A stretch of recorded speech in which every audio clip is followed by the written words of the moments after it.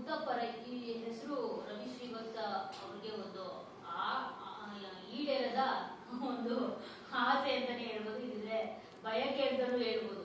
So ಎಷ್ಟೋ ವರ್ಷಗಳಂದ್ರೆ 20 ವರ್ಷಗಳಿಂದ ಈ ಮುತ್ತಪ್ಪರ ಏನೋ ಒಂದು ತುಡಿತ ರವಿ ಶ್ರೀವತ್ಸ ಅವರಲ್ಲಿ ಇನ್ನೂ ಹೋಗಿಲ್ಲ, ಇನ್ನೂ ಅವರಲ್ಲಿ ಒಂದು ಕನಸುಗ ಇನ್ನೂ ಹಾಗೆ ಉಳಿದಿರುವಂಥದ್ದು. ಸೊ ಯಾವಾಗ ಮುತ್ತಪ್ಪರ ಏನೋ ಒಂದು ಸಿನಿಮಾ ಮಾಡಬೇಕು ಅನ್ನೋ ಒಂದು ಜರ್ನಿ ಸ್ಟಾರ್ಟ್ ಆಯ್ತು ಸರ್? ಹೇಗೆ ಏನು ಅಂತ ಕಂಪ್ಲೀಟ್ ಆಗಿ ಟಿವಿನಲ್ಲಿ ಬಿಟ್ಟಿರ್ಬೋದು? ಆ್ಯಕ್ಚುಲಾಗಿ ಹೇಳಬೇಕು ಅಂತಂದರೆ ಇದು ನನ್ನ ಕಾಲೇಜ್ ದಿನದ ಒಂದು ತುಡಿತ. ಇದು 1987, 86, 87ನಲ್ಲಿ ಯಾವಾಗ ಡಾನ್ ಜಯರಾಜ್ ಅವರ ಒಂದು ಮರ್ಡರ್ ಆಗುತ್ತೆ, ಯಾವಾಗ MR ಮತ್ತು ರಾಜಶೇಖರ್ ರೈ ಇವರೆಲ್ಲ ಸೇರಿ ಈ ಫ್ರಾನ್ಸಿಸ್ ಕುಟಿನೋ ಮಗದೊಂದು ಅಂತ ಹೇಳಿ ಇವರೊಂದಷ್ಟು ಬಾಂಬೆ ಶಾರ್ಪ್ ಶೂಟರ್ಸ್ನೆಲ್ಲ ಕರ್ಕೊಂಬಂದು ಇದೊಂದು ದೊಡ್ಡ ಒಂದು ಹತ್ಯಾಕಾಂಡ ನಡೆಯುತ್ತೆ. ನಡೆದಾದ ಮೇಲೆ it was a sensation and heart of the ಇದೇನೋ ಅಂತಾರಲ್ಲ, ಈ ಟಾಪಿಕ್ ಅಂತ ಹೇಳ್ತಾರಲ್ಲ, ಆ ಥರ ಆಗಿತ್ತು.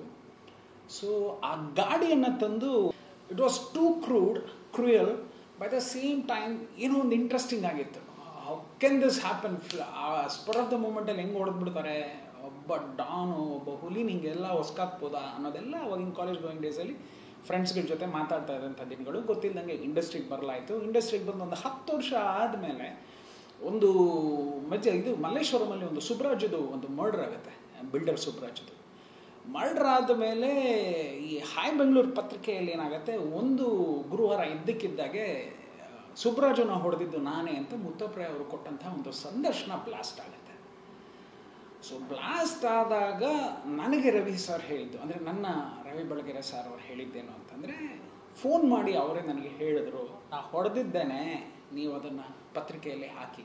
That was a direct contact between MR and RB.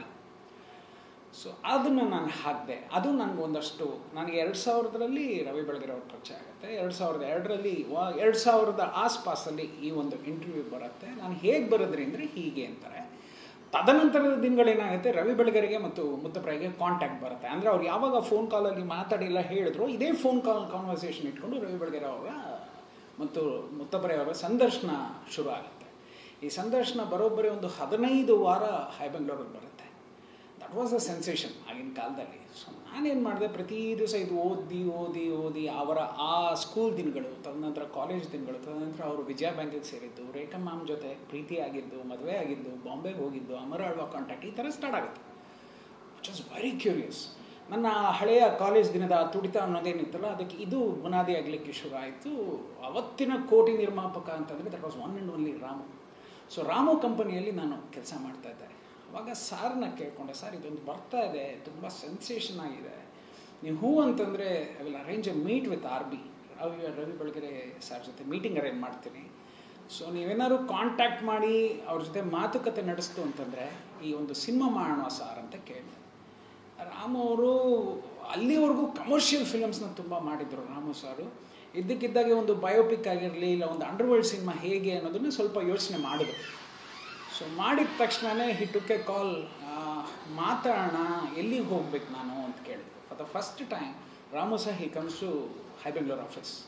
High Bengaluru ಆಫೀಸಿಗೆ ಬರ್ತಾರೆ, ಭೇಟಿ ಆಗುತ್ತೆ, ಎಲ್ಲವೂ ಆಗುತ್ತೆ. ಅದು ಏನು ಯಾವ ದಿನದಲ್ಲಿ ಅದನ್ನು ಸ್ಟಾರ್ಟ್ ಮಾಡಿದ್ವೋ ಗೊತ್ತಿಲ್ಲ. ಅದು ಆ ದಿನಗಳಲ್ಲಿ ಒಂದು ಶುಭ ದಿನ, ಮತ್ತು ಈ ದಿನಗಳಲ್ಲಿ ಲೆಕ್ಕ ಆಗ್ತು ಅಂತಂದರೆ ಅದು ಅಶುಭ ದಿನ. ಇವತ್ತಿಗೂ ಈಡೇರದ ಒಂದು ಕನಸದು. ಸೊ ಸಡನ್ನಾಗಿ ಇಬ್ಬರು ಒಪ್ಕೊಂಡ್ರು, ಎಲ್ಲವೂ ಆಗೋಯ್ತು.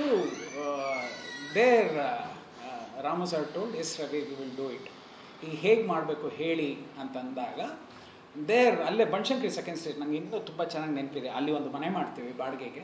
ಅಲ್ಲಿ ಯಾಕೆ ಅಂತಂದರೆ, ಬಿಕಾಸ್ ಹೈ ಬೆಂಗಳೂರು ಆಫೀಸಿಂದ ಅಲ್ಲಿಗೆ ಬಂದು ಹೋಗಲಿಕ್ಕೆ ರವಿ ಬೆಳಗೆರೆ ಸರ್ ಹತ್ತಿರ ಆಗಲಿ ಅಂತ ಒಂದು ಆಫೀಸ್ ಮಾಡಿ ನನ್ನನ್ನು ಅಲ್ಲೇ ಬಿಟ್ಟು, ರಾಮು ಅವರು ರವಿ ಬೆಳಗೆರೆಗೂ ನಾನು ಪರಿಚಯ ಇದ್ದಿದ್ದರಿಂದ ನನ್ನನ್ನು ಆ ಜಾಗದಲ್ಲಿ ಬಿಟ್ಟು ಅಲ್ಲಿ ಇಬ್ಬರು ಹುಡುಗರನ್ನ ಹಾಕ್ಕೊಟ್ಟು, ರಾಮಚಂದ್ರ ಈಗಲೂ ತುಂಬ ಚೆನ್ನಾಗಿ ನೆನಪಿದೆ, ಈ ಥರದ್ದೆಲ್ಲ ಮಾಡಿ ಬಿಟ್ಬಿಟ್ರು.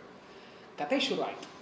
ಕತೆ ಶುರುವಾಗಿ ರವಿ ಬೆಳಗೆರೆ ಸರ್ಗೆ ಏನು ಅಂತಂದರೆ, he is A very good writer, but ಅದನ್ನು ಸಿನಿಮ್ಯಾಟಿಕ್ ಆಗಿ ಟ್ವಿಸ್ಟ್ ಮಾಡಬೇಕಲ್ಲ, ಅದಕ್ಕೆ ಒಬ್ಬರು ರೈಟರ್ ಅಂತ ಇನ್ಬೇಕಾಗಿತ್ತು. ಅದಕ್ಕೆ ರಾಮು ನನ್ನನ್ನು ಬಿಟ್ಟರು. ಸೊ ಜಾಯಿನ್ ಟುಗೆದರ್ ನಾವಿಬ್ಬರು ಸೇರಿ ಮಾಡಿ ಹತ್ತತ್ರ ಒಂದು 3.5 ಗಂಟೆಯ ಒಂದು ಗಟ್ಟಿ ಕಥೆಯನ್ನು ಮಾಡಿದ್ವಿ. ಅದು ಪ್ರಾಯಶಃ ಇವತ್ತಿನ ದಿನಗಳಲ್ಲಾಗಿದ್ದರೆ ಪಾರ್ಟ್ 1 ಪಾರ್ಟ್ 2 ಮಾಡಿಬಿಟ್ಟಿದ್ರು, ಏನು ಕತೆ ಗೊತ್ತಿಲ್ಲ. ಬಟ್ ಆ ದಿನಗಳಲ್ಲಿ 3.5 ಗಂಟೆ ಒಂದು ಪಿಕ್ಚರು ಅಂತಂದರೆ ಅದು ಮೇರಾ ನಾಮ್ ಜೋಕರ್ ಲೆವೆಲಲ್ಲಿ ಇದ್ದಂತಹ ಒಂದು ಫುಟೇಜ್ನ ಒಂದು ಸಿನಿಮಾ.